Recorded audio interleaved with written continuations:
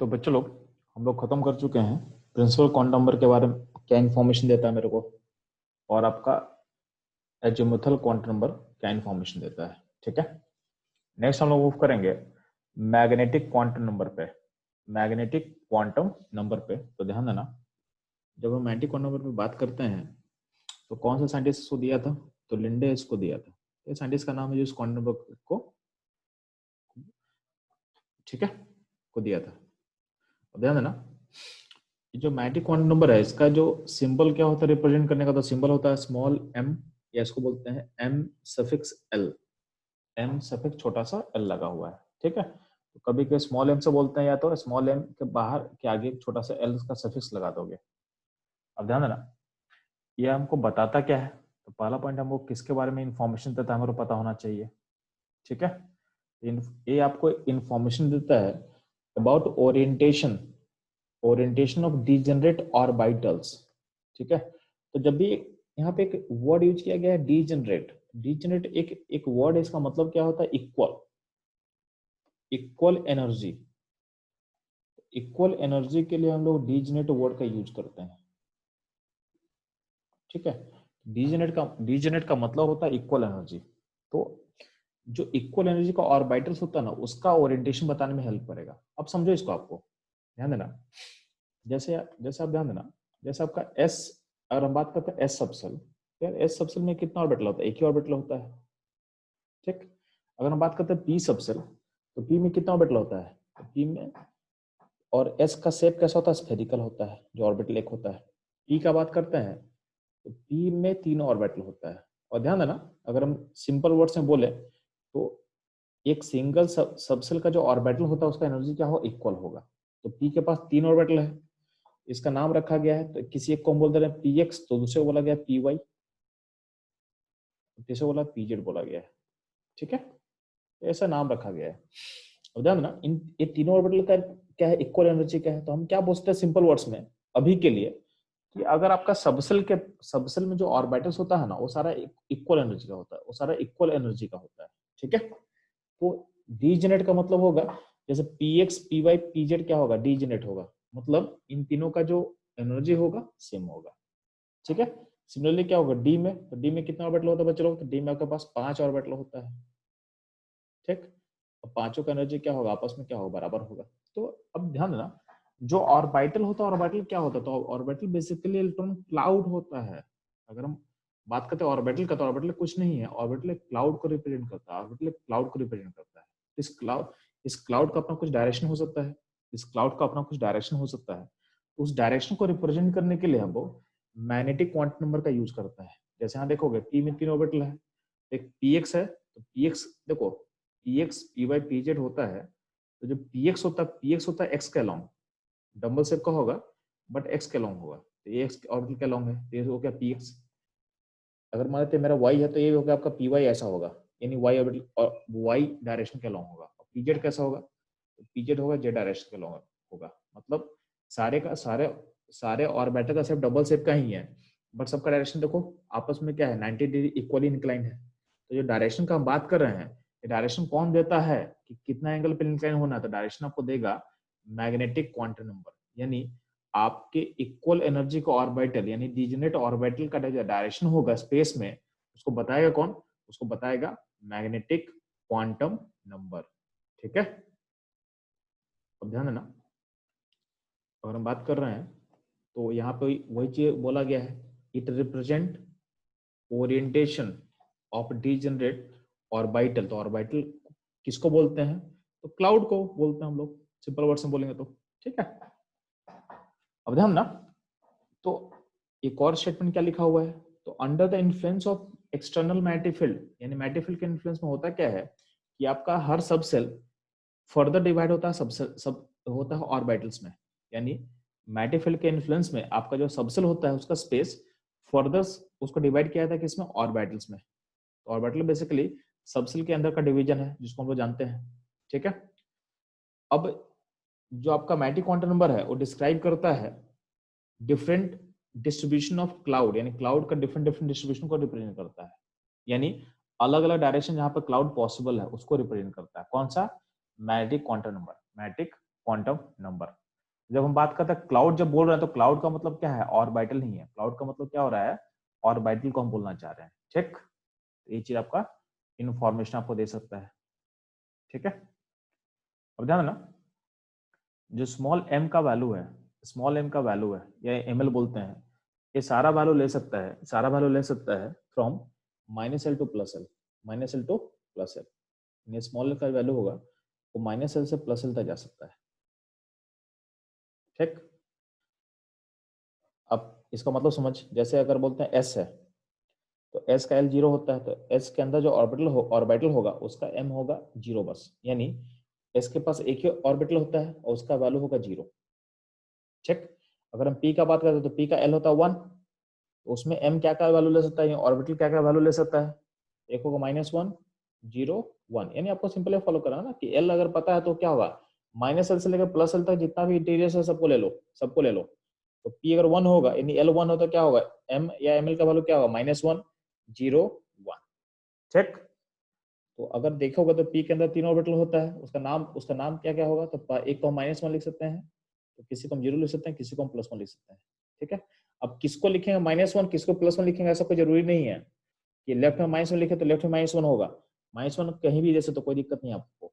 ठीक है, तो क्योंकि ऑर्बिटल इससे अलाइन नहीं होता है तो आप किसी को भी कोई भी नंबर एसोसिएट कर सकते हैं यहाँ पे लिखना होगा तो, लेकिन बाय कन्वेंशन क्या होता है, पहले वाले को -1 लिख सकते हैं और लास्ट वाले को +1 लिखते हैं। तो यहाँ पे बाय कन्वेंशन लिखा हुआ है, बट कोई उल्टा लिख देगा तो भी सही है, उसमें कोई दिक्कत नहीं है। आप अगर उल्टा लिखते हो तो भी आप सही हो। ठीक, अगर हम डी का बात करते हैं, डी सबसेट में का एल क्या था, 2 होता है, तो उसके अंदर जो ऑर्बिटल्स होगा उसका वैल्यू क्या क्या हो सकता है, -2 -1 0 1 2। तो डी के अंदर 5 ऑर्बिटल्स है, 5 का वैल्यू देखो क्या क्या लिखा, -2 इसका है तो इसका -1 0 1 2, ऐसा सोच सकते हैं हम लोग। ठीक है, अगर बात करते हैं एफ सबसेल का, तो एफ सबसेल में क्या होगा, आपका जो एल है क्या बच्चे लोग, एल क्या है -3, यानी एल 3 है तो उसके अंदर ऑर्बिटल का वैल्यू क्या क्या होगा, तो -3 -2 -1 0 1 2 3। तो यहाँ पे एफ के अंदर 7 ऑर्बिटल होता है, सारे 7 ऑर्बिटल का वैल्यूज हम लिख चुके हैं कि हर ऑर्बिटल के पास एक करस्पॉन्डिंग वैल्यू हम सोच सकते हैं। ठीक है, तो इस तरह से आप ml का वैल्यू फाइंड कर सकते हो। ठीक है, अब ध्यान देना, तो बेसिकली ml के बारे में सारा चीज हम लोग पढ़ चुके हैं। ठीक, अब आता है last quantum number. Last quantum number क्या बच्चे लोग, तो spin quantum number, spin quantum number. Last quantum number पास है स्पिन क्वांटम नंबर। ठीक है, इसको कौन सा साइंटिस्ट दिया था, तो गॉड स्मिथ एंड यहाँ पे नाम लिखा हुआ, उस नाम को आप स्पेल कर लेना। ठीक है, इस साइंटिस्ट को दिया था। ये रिप्रेजेंट क्या करता है, तो रिप्रेजेंट करता है इलेक्ट्रॉन का स्पिन। अब देख ले, अगर मान लो कहीं इलेक्ट्रॉन है तो इलेक्ट्रॉन क्या होगा, इलेक्ट्रॉन अपने एक्सिस पे घूमेगा, इलेक्ट्रॉन मूव करेगा, तो इलेक्ट्रॉन का डायरेक्शन या तो एक क्लॉकवाइज घूमेगा इलेक्ट्रॉन, या तो एंटी क्लॉकवाइज घूमेगा इलेक्ट्रॉन अपने एक्सिस पे। इसका जो खुद का स्पिन है इलेक्ट्रॉन का, खुद का स्पिन है अपने एक्सिस पे, उसको बताने के लिए स्पिन क्वांटम का यूज करते हैं। तो अगर अगर मान लें कि क्लॉकवाइज होगा तो क्लॉकवाइज का जो वैल्यू है, इसको एम एस बोल रहे हैं, स्मॉल एम छोटा सा एस। ठीक है, इसका वैल्यू को लिख रहे हैं हम +½ लिखा जाता है जनरली। ठीक है, और अगर इसका वैल्यू को +½ बोल रहे हो तो क्लॉकवाइज जो इलेक्ट्रॉन घूमता है उसको दिखाने के लिए एक ऐसा एरो दिखाते हैं, अपवर्ड एरो दिखाते हैं, हाफ एरो अपवर्ड। ठीक है, और जो एंटी क्लॉकवाइज होता है उसका वैल्यू को हम जनरली बोलते हैं -½ ठीक, और इसको रिप्रेजेंट करने के लिए हम एक डाउनवर्ड एरो दिखाते हैं। तो अगर ए एरो लिखा हुआ तो मतलब आपका इलेक्ट्रॉन है एंटी क्लॉकवाइज, और ए एरो लिखा है इसका मतलब इलेक्ट्रॉन क्या है, क्लॉकवाइज है। ठीक है, तो ये आपको समझ में आना चाहिए। ध्यान देना, तो ऐसा नहीं है, तो इस ध्यान देना, कोई कभी कभी लोग इसको -½ लिख सकता है, तो इसको अगर -½ बोलोगे तो ए वाला हो जाएगा +½ मतलब एक दूसरे का उल्टा होगा, सोचो। ठीक है, तो अगर कोई इसको -½ बोलता है तो -½ बोल सकते हो, तो उसको आपको +½ बोलना पड़ेगा। लेकिन ध्यान देना, जनरली क्या होता है, जनरली +½ लिया जाता है इसके लिए, और जनरली इसके लिए -½ लिया जाता है। तो जनरली जो होता है उसी को आप लोग फॉलो करो। ठीक है, लेकिन ध्यान देना, हम क्लॉकवाइज वाले टर्न को -½ लिख सकते हैं, लेकिन इसको अगर -½ लिखेंगे तो एंटी क्लॉकवाइज को हमको +½ लिखना पड़ेगा। तो ये बस आप याद रखना। ठीक है, अब ध्यान दोगे, तो जब बात करते हैं चलो हमें स्पिन क्वांटम नंबर का, तो इन्फॉर्मेशन को समझाया जा चुका है। तो क्लॉकवाइज के लिए क्या होता है, अपवर्ड एरो रिप्रेजेंट कर सकते हैं, उसके लिए वैल्यू क्या होगा, तो ऊपर देखो यहाँ प्लस माइनस यहाँ दोनों लिखा हुआ है, और एंटी क्लॉकवाइज के लिए डाउनवर्ड एरो है, और इसके लिए माइनस और प्लस लिखा हुआ, मतलब ऊपर वाले का सिंबल का उल्टा लिखा हुआ है, मतलब ऊपर प्लस है तो नीचे माइनस, और ऊपर माइनस हो तो नीचे प्लस। ये बस समझाएगी आपको, ठीक है। अब ध्यान ना, स्पिन स्पिन के अराउंड घूमेगा तो स्पिन का भी अपना एक एंगुलर मोमेंटम होता है, तो स्पिन का एंगुलर मोमेंटम जो होता है इलेक्ट्रॉन का, उसके लिए फॉर्मूला है root under s s plus one h by two pi. अब एच बाई टू पाई को हम लिख सकते हैं एच को क्रॉस कर सकते हैं, काट सकते हैं, तो उसको ऐसे लिख के दिखाया समझाया हुआ है, तो सेम फॉर्मूला को बताया गया है, तो ये आपका फॉर्मूला, इसको आपको याद कर लेना है, ठीक। ध्यान देना, आपको पता है कि हर ऑर्बिटल में क्या होता है, हर ऑर्बिटल में 2 इलेक्ट्रॉन का कैपेसिटी होता है, ईच ऑर्बिटल हैव 2 इलेक्ट्रॉन। ध्यान देना कि each orbital have 2 electron, but दोनों इलेक्ट्रॉन जो होगा दोनों का स्पिन उल्टा होना चाहिए, मतलब अगर एक ऊपर हो दूसरा नीचे पक्का होना चाहिए, ठीक है। अगर स्पिन सेम होगा तो उसको कभी उसको एक ऑर्बिटल में पुट नहीं कर सकते हो, मतलब एक ऑर्बिटल में जो 2 इलेक्ट्रॉन होता है दोनों का स्पिन हमेशा उल्टा होता है, अपोजिट होता है। सेम स्पिन वाले इलेक्ट्रॉन को आप एक ही ऑर्बिटल में प्लेस नहीं कर सकते हो, जैसे यहाँ लिखा हुआ है कि इनकरेक्ट है, मतलब यहाँ पे दोनों अपवर्ड स्पिन है जो कि पॉसिबल नहीं है, दोनों डाउनवर्ड स्पिन है, पॉसिबल नहीं है। अगर इलेक्ट्रॉन को सेम ही ऑर्बिटल में आना है उसके स्पिन को अपोजिट होना पड़ेगा, सेम स्पिन का 2 इलेक्ट्रॉन एक ऑर्बिटल में नहीं रह सकता है, तो ये आपको समझ में आना चाहिए, ठीक।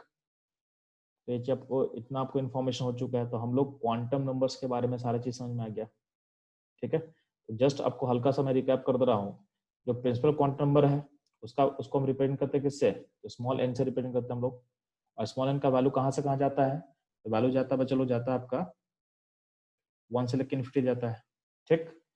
जो आपका अजीमुथल क्वांटम नंबर था उसको हम रिप्रेजेंट कैसे करते हैं, उसको हम रिप्रेजेंट करते हैं स्मॉल एल से, ठीक है। और स्मॉल एल का वैल्यू कहाँ से कहाँ तक वेरी करता है तो आपको पता होना चाहिए, स्मॉल एल का वैल्यू कहाँ से कहाँ वेरी करता है, तो जीरो से स्टार्ट होगा, जीरो से स्टार्ट होगा और कहाँ जाएगा, up to n minus one तक जाता है, up to n minus one तक जाता है, ठीक है। यानी मान लेते हैं कि n का वैल्यू अगर मान लेते हैं कि 3 है, तो l का वैल्यू क्या क्या पॉसिबल है, जीरो से स्टार्ट होगा और कहाँ जाएगा n माइनस वन तक, n माइनस वन मतलब अप टू 2 तक जाएगा, अप टू, यानी n3 में सबसेल क्या क्या पॉसिबल, 0 1 2, ठीक है। n4 में बोले क्या क्या सबसे पॉसिबल है, तो 0 1 2 3, तो हम लोग नेमिंग में आपका इलेक्ट्रॉनिक कॉन्फ़िगरेशन में आपको बताया हुआ है कि सबसेल का नंबर कैसे चलता है सेल के अकॉर्डिंग, ठीक है। तो वही यहाँ पे इन्फॉर्मेशन दिया हुआ था। अगर हम बात करते हैं बच्चों लोग मैटिक क्वांटम नंबर का, तो मैटिक क्वांटम नंबर का जो वैल्यूज है वो कैसे वैरी करता है आपको समझाया हुआ है, ठीक है। कि एल का वैल्यू पता रहेगा तो एम एल का वैल्यू पता कर लेंगे हम लोग, ठीक है। यानी minus L to plus L vary करता है, minus L to plus L vary करता है, ठीक है। तो ये इन्फॉर्मेशन आपको पता होना चाहिए। तो इसी को समराइज किया हुआ, समझो यहाँ पे जो स्मॉल एन का वैल्यू है, यानी जो प्रिंसिपल क्वांटम का वैल्यू है उसको कोई भी कंट्रोल नहीं करता, इंडिपेंडेंट होता है, उसका वैल्यू 1 से इन्फिनिटी तक कहीं भी जा सकता है, ठीक। बट सबसेल का वैल्यू होता है यानी एल वैल्यू होता है उसको कंट्रोल करता है, कंट्रोल कौन करता है, एन कंट्रोल करता है, क्यों, क्योंकि एल का वैल्यू कहीं भी नहीं जा सकता, वो डिपेंड करता है एन पे, तो जीरो से स्टार्ट होगा लेकिन जाएगा कहाँ पे, तो up to n minus one तक जाएगा, उससे आगे नहीं जा सकता, उससे आगे नहीं जा सकता है, ठीक है। तो इसको कहीं ना कहीं n जो है कंट्रोल कर रहा है, तो l का वैल्यू को आपका प्रिंसिपल क्वांटम नंबर कंट्रोल करता है।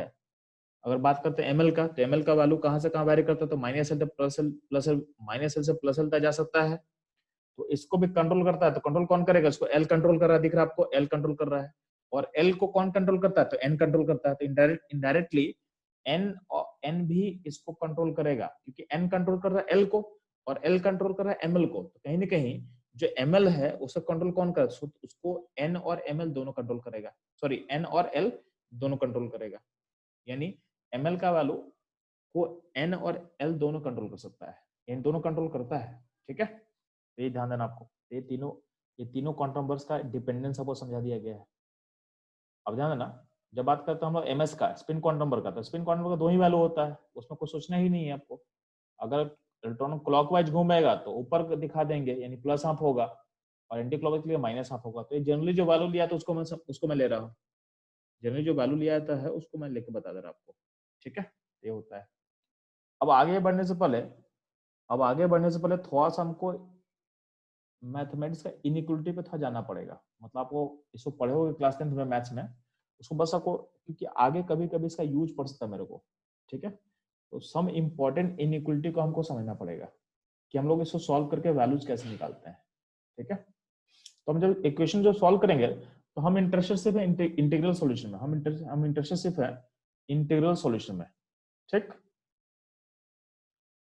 तो ध्यान देंगे। तो अगर मान लेते हैं कि अगर आपको मॉड एक्स लिखा हुआ है, अगर आपको लिखा, कभी आप देखोगे मॉड एक्स, तो मॉड का मतलब होता है कि कोई भी वैल्यू को पॉजिटिव कर देता है, कोई वैल्यू को क्या करेगा, निगेटिव को पॉजिटिव कर देता है, ठीक। तो अगर बोला जाए कि मॉड एक्स का वैल्यू 1 है, इसका मतलब क्या होगा, एक्स का वैल्यू क्या क्या पॉसिबल है, एक्स का वैल्यू हो सकता है +1 और -1 दोनों हो सकता है, तो ये दोनों वैल्यू हो सकता है। तो मॉड एक्स इक्वल टू 1 लिखने का मतलब क्या होता है कि एक्स का वैल्यू क्या हो सकता है, +1 हो सकता है और -1 हो सकता है। सिमिलरली अगर हम बोलेंगे मॉड एक्स का value less than equal to 1 है, तो लेस देन इक्वल टू 1 का मतलब क्या है कि एक्स का वैल्यू क्या क्या पॉसिबल है, एक्स का वैल्यू -1 हो सकता है, एक्स का वैल्यू +1 हो सकता है, और एक्स का वैल्यू क्या होगा, 0 हो सकता है, क्योंकि यहाँ पे लेस देन भी तो है ना। इक्वल टू के लिए दो वैल्यू आ गया, और लेस देन के लिए क्या होगा, 0 आ गया, ठीक। अगर हम बोलेंगे कि मॉड एक्स का value greater than equal to 1 है, इसका मतलब क्या होगा, एक्स का वैल्यू 1 से बड़ा हो सकता है, पॉजिटिव वैल्यूज, और एक्स का वैल्यू क्या -1 से लेके इंफिनिटी जा सकता है, यानी ये सारा वैल्यूज होगा। इसमें कौन सा वैल्यू इंक्लूड नहीं किया है, तो इसमें 0 इंक्लूड नहीं है, 0 इंक्लूड नहीं है, इसको इंक्लूड आपको नहीं करना है। जीरो को छोड़ के सारे इंटीजर्स इसमें आप इंक्लूड कर सकते हो, ठीक है। तो मॉड एक्स का value greater than equal to 1 का मतलब क्या होगा कि आपका सारा इंटीजर्स पॉसिबल है एक्सेप्ट 0, 0 को छोड़ के उसमें इंटीजर आप नहीं ले सकते हो, ठीक। सिमिलरली हम बात कर रहे हैं बच्चों लोग, mod x less than equal to 2, इसमें कौन कौन सा इंटीजर आएगा, तो दो दो तो -2 से +2 तक में जितना भी इंटीजर सब ले लेना, ये पॉसिबल है। तो मॉड एक्स लेस देन 2 का मतलब क्या है, ये आप लिख सकते हो, ठीक है, ये आप लिख सकते हो, ठीक है। सिमिलरली हम बात कर रहे हैं नेक्स्ट इनइक्वालिटी पे बात करेंगे बच्चों लोग। तो अगर लिखा हो mod x less then 2, less than 2 का मतलब 2 के बराबर तो नहीं है, 2 के बराबर नहीं है मतलब क्या होगा, 2 से पहले का इंटीजर क्या होगा, 1 होगा, तो 1 ले सकते हो, 1 आप ले सकते हो, ठीक। तो 1 हो जाएगा, 1 आपका हो जाएगा। फिर क्या होगा, माइनस में भी पॉसिबल है, माइनस में कि मॉड लगा हुआ है ना, तो नेगेटिव वैल्यू तो ले सकते हैं हम लोग, और 0 भी ले सकते हैं। तो यहाँ पे 3 डिजिट पॉसिबल है। और अगर लिखा रहेगा mod x greater than equal to 2, तो क्या होगा, 2 से लेके इन्फिनिटी और -∞ से -2, यानी इसमें इसमें -1, 0 और 1, इनको हटा के सारे इंटीजर्स आप ले सकते हो, इनको हटा के आप सारे इंटीजर्स ले सकते हो, ठीक है। तो ये कुछ इनइक्वलिटी है जिसको आपको समझ में आना चाहिए, क्यों हम पढ़ा है, क्योंकि इसका हम एप्लीकेशन आगे करने वाले हैं, ठीक है। तो थोड़ा सा चीजों का, इसको और क्वेश्चन डिफिकल्ट करना होगा ना, क्वेश्चन किसी को डिफिकल्ट करना हो तो हल्का सा मैथमेटिक्स डाल देगा, तो आपको हल्का सा मैथमेटिक्स जितना है ये आपको समझ में आना चाहिए कि इसको हम कैसे कर रहे हैं, ठीक है। ये रहा हमारा सारा क्वांटम नंबर्स के बारे में, ठीक। अब हम लोग क्वेश्चन सॉल्व करेंगे। क्वेश्चन सॉल्व क्या करें बच्चे लोग, तो अगले पेज पर क्वेश्चन है। क्वेश्चन क्या है कि आपको कुछ क्वांटम नंबर्स हम दिए हुए हैं, आपको कुछ हम क्वांटम नंबर्स दिए हुए हैं रहेंगे हर क्वेश्चन में, आपको पता करना है कि उस क्वांटम नंबर के करस्पॉन्डिंग कितना मैक्सिमम इलेक्ट्रॉन पॉसिबल है। तो find total electron having following quantum number, तो जो क्वांटम नंबर मैं लिखा हूं उसका करस्पॉन्डिंग मैक्सिमम कितना इलेक्ट्रॉन पॉसिबल हो सकता है, तो आपको एक टोटल इलेक्ट्रॉन फाइंड करना है, ठीक है। तो को ये फाइंड करना है, ठीक है।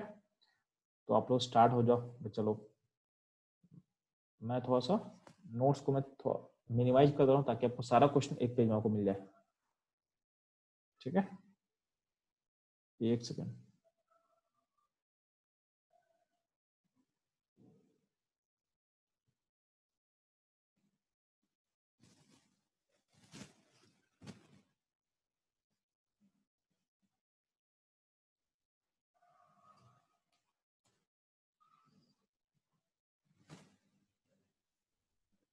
ठीक है, तो आपको दिख रहा होगा टोटल क्वेश्चन, आपको दिख रहा होगा, ठीक है। 1 से लेकर 14 का क्वेश्चन है, आपको सॉल्व करना है।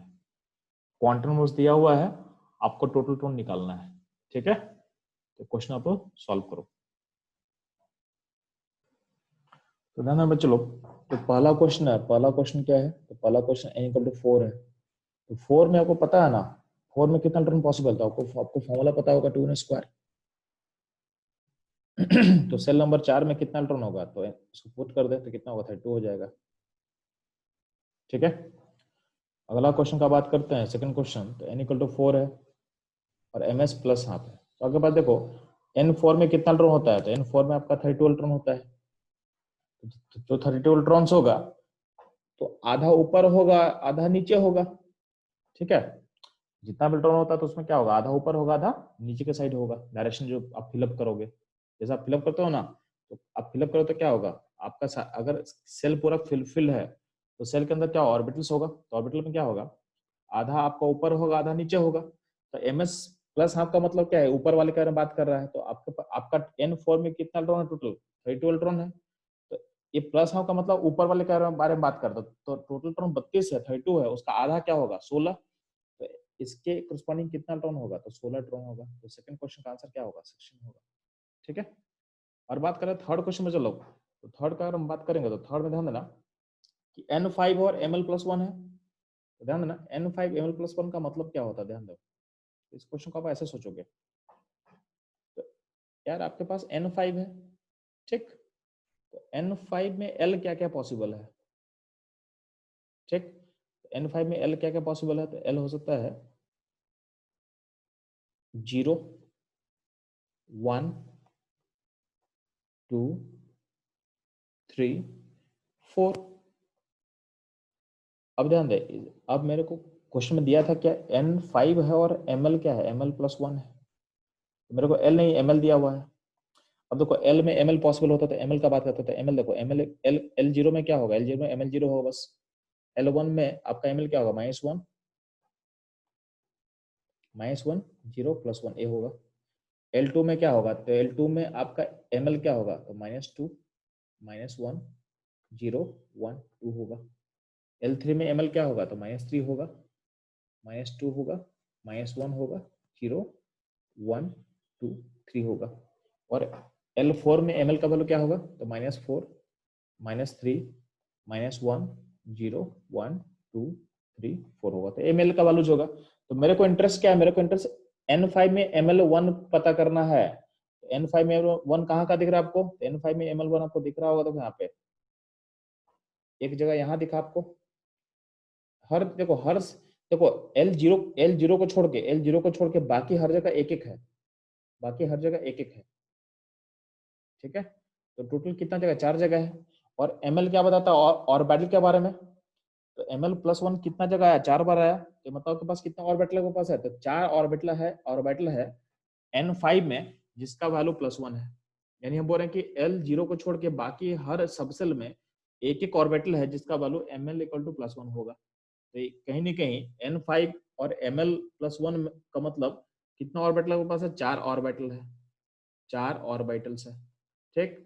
अब जब 4 ऑर्बिटल्स होगा तो उसमें इलेक्ट्रॉन्स कितना होगा, चलो तो हमको पता है कि हर हर ऑर्बिटल में इलेक्ट्रॉन कितना होता है, तो इलेक्ट्रॉन होता है 2। 4 में कितना होगा, तो 4 में होगा आपका 8, 4 में क्या होगा 8, ठीक। अगर 4 में अगर 8 होगा चलो, तो इसका आंसर क्या होगा, इसका टोटल इलेक्ट्रॉन का आंसर इस केस में क्या होगा, इसका इसमें का आंसर 8 हो जाएगा, ठीक। तो ये आपका इसके लिए आपका सॉल्यूशन रहेगा, ठीक है। तो ये आपका थर्ड क्वेश्चन से सोच सकते हो। अब देखोगे फोर्थ क्वेश्चन, देखोगे तो फोर्थ क्वेश्चन में क्या बोला हुआ कि n5 ml+1 और L4। देखो जो फोर्थ क्वेश्चन के अकॉर्डिंग आप सोच रहे हो, तो देखो आप ध्यान से, तो फोर्थ क्वेश्चन क्या बोला, तो फोर्थ क्वेश्चन में इंफॉर्मेशन क्या दिया हमको बच्चा लोग, तो हमको बोला हुआ है फोर्थ क्वेश्चन में n5 है L4 है, n5 है L4 है और ml+1 है। n5 का मतलब A और L4 का मतलब यहाँ पे, और उसमें +1, तो बस इसको इसको मार्क करेंगे हम लोग, इसको मार्क करेंगे यहाँ पे। यानी यानी अल्टीमेटली कितना ऑर्बिटल आपको दिख रहा है, एक ऑर्बिटल दिख रहा है। n5 L4 ml+1 का मतलब कितना ऑर्बिटल आपके पास, एक ऑर्बिटल है। तो एक ऑर्बिटल का मतलब क्या होगा, इलेक्ट्रॉन्स कितना होगा, एक ऑर्बिटल आपको पता चल रहा है, तो एक ऑर्बिटल का मतलब क्या होगा बच्चे लोग? अगर ऑर्बिटल एक है तो उसमें इलेक्ट्रॉन कितना होगा बच्चे लोग? उसमें इलेक्ट्रॉन होगा 2। तो इसका आंसर 2 होगा, इसका आंसर 2 होगा, इसका आंसर 2 होगा। ठीक है, ये रहा कुछ एग्जाम्पल जो हमको सॉल्व कैसे करना आपको समझ में आ गया होगा। ठीक है, अब रेस्ट ऑफ द क्वेश्चन एक बार ट्राई करो आप लोग।